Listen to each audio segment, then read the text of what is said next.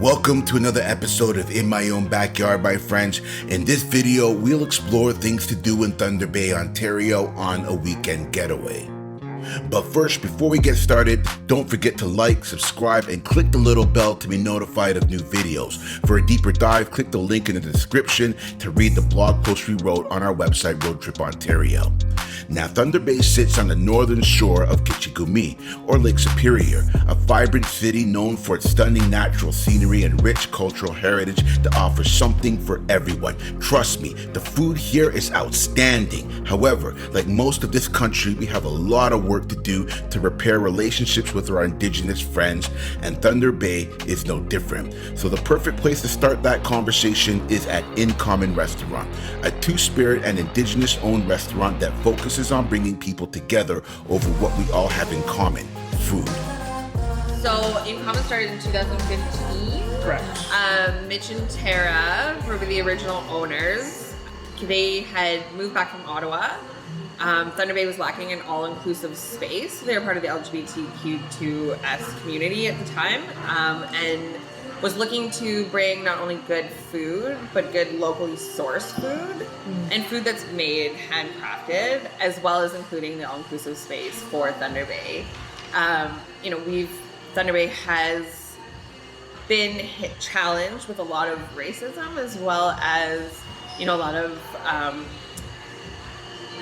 I would almost say, not contention, but like, as you've seen, or what we've seen lately, a lot of Hate.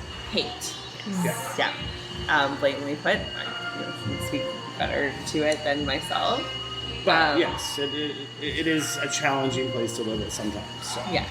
Not only for the gay community, but also other aspects for our Indigenous community, especially as well. Indigenous. So that kind of formed a true all-inclusive space here for us. I believe, and that's what I was saying about In Common kind of becoming its own entity, and the people that have come into the space and have stuck around have truly contributed to our understanding of the world around us. An all-inclusive space that is open to sharing and learning about everyone, our backgrounds, our social locations, our, everything. And one of the things that brings people together is food, always, in every culture. Absolutely. That is one of the staples. So that's where the name In Common comes from, because we all have a few things that are in common, and one of them is we need to eat. We need to love. We need to be loved. And so that's how In Common was formed, in my opinion. Naturally, my next question involves the inspiration behind their dishes.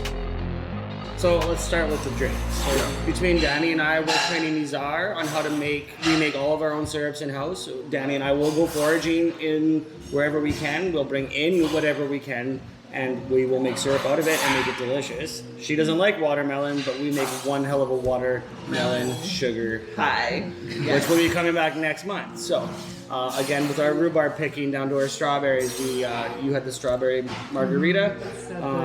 Again, we're the ones that taught Nizar. This is how you're going to render it down. This is how you're going to make that syrup, and this is how you're going to make it delicious. Brilliant. Yes, and when it comes down to the Sleeping Giant Stout Barbecue, we take our Sleeping Giant Stout, good partners of ours, like they're great people. They give us free ingredients when it comes to beer. We be able to cook with. Yeah, so we make our barbecue sauce out of that. I also make our brownie out of that. So the Sleeping Giant, which is Tony's brownie, is one of the most popular in the city as well. Yeah. Wow. Yeah. And then, not to mention that we did get voted second, but we're going to say best in the city for our soup. So no one else can touch our soup, because our soup is always gluten-free, vegan-friendly, and lactose-free, even if it's a cream base. Wow. So, again, no one can touch our soup.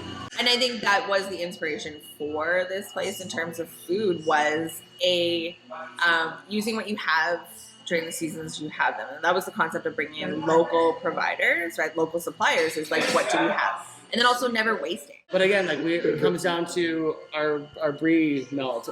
Between Danny and I, we make our own chutney. We make our own bacon jam. We do our own pickles. We make our own bacon wrap dates. We do everything in-house. And if we don't, we source it from someone else that's local in town. Yeah.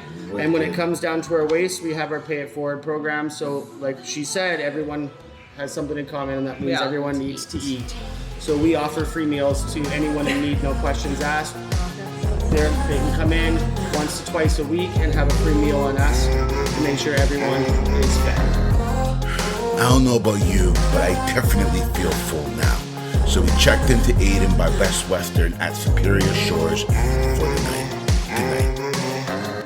Good morning from Thunder Bay, and if you've watched any of our videos, you know the best way to get to know a place is at the market. So our friends and I are off the Thunder Bay Country Market. Plus, it's a great spot to get breakfast, especially those famous Finnish pancakes Thunder Bay is known for. With loads of boutiques and food stalls, you can get jewelry, candles, jams, art, honey, baked goods, and fresh produce. But be sure to visit the Creative Company with its collection of incredible Indigenous art. Well, I'm Steve Jerome. I'm one of the co-founders of this company. Now I'm a full-time designer for this company, Nice. and we primarily promote mental health through some creativity. Nice. But fortunately, we have a gallery and a gift shop as well, and we support just a handful of artists from Northwestern Ontario. Kevin Belmore is a woodland artist from Gull Bay First Nation. His work is renowned. He was taught by Roy Thomas, who was taught by Norvell Morrison. So he's like, I call him third generation from the top. Angela Jansen, she's another First Nations artist in Manitoulin.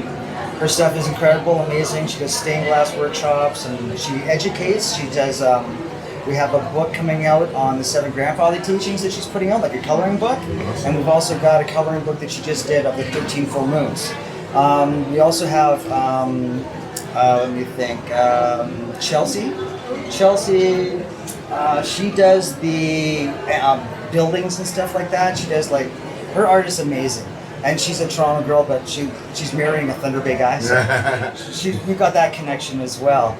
Dina Kruger, she's my business partner who we started together like years ago.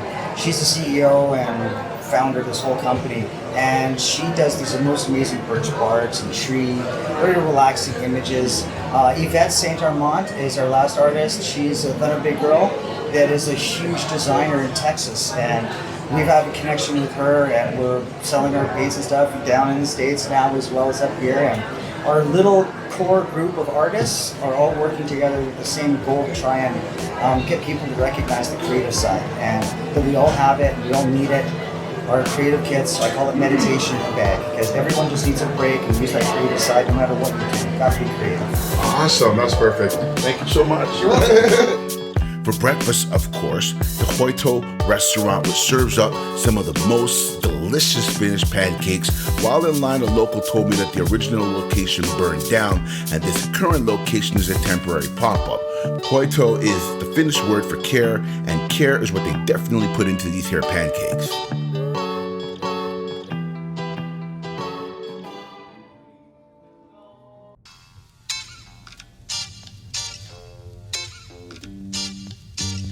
The next stop is the sacred mountain of the Nemkiwaja, or McKay Mountain. Located on the land of the Anishinaabe Nation, the name translates to Thunder Mountain, and we've been invited to attend a powwow. Hey everyone, we are in, you know, I have a mental block. Okay, so we are in Thunder Bay. We're so excited because we always want to take Road Trip Ontario, further north and sort of explore the neighboring provinces and the neighboring states and everything. And I feel that this year is going to be the year for that. So this is a perfect place to start, is Thunder Bay, because we're really, really up far north. So what do you think of the nature here? Because I know you love nature. Nature is absolutely stunning, breathtaking. But I love it. Awesome. Yeah.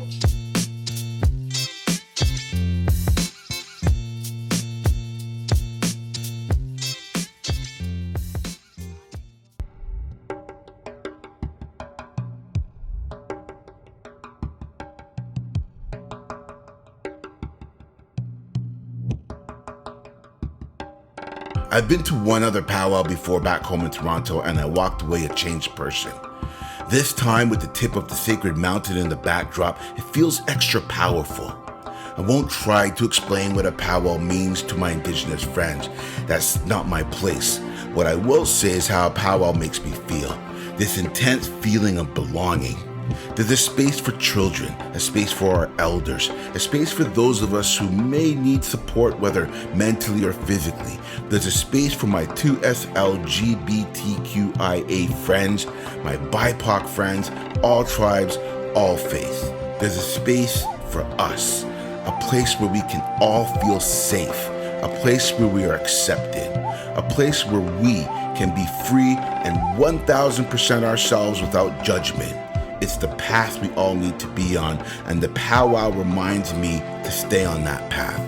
Today is Canada Day, so to my fellow Canadians, happy Canada Day. Attending the powwow earlier sort of brings it all full circle, I guess. Anyways, Gordana, I, and the fellow Toronto blogger collective admins and my dear friends headed over to the waterfront to join the festivities. It's another cool Thunder Bay thing to do. There are loads of walking trails, boardwalks, and a public park.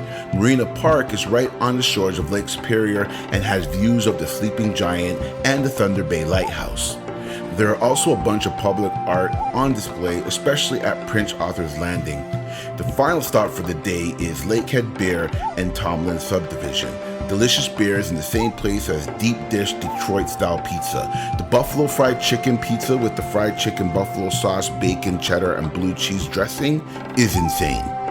Anyways, that's it for this video. Head over to Road Trip Ontario for a detailed blog post. The link is in the description. Hit the little bell to be notified of day 2 here in Thunder Bay. We'll head over to Fort William Historical Park and cross Canada's longest foot suspension bridge. You don't want to miss any of that. Thank you so much for watching. Miigwech. Cheers.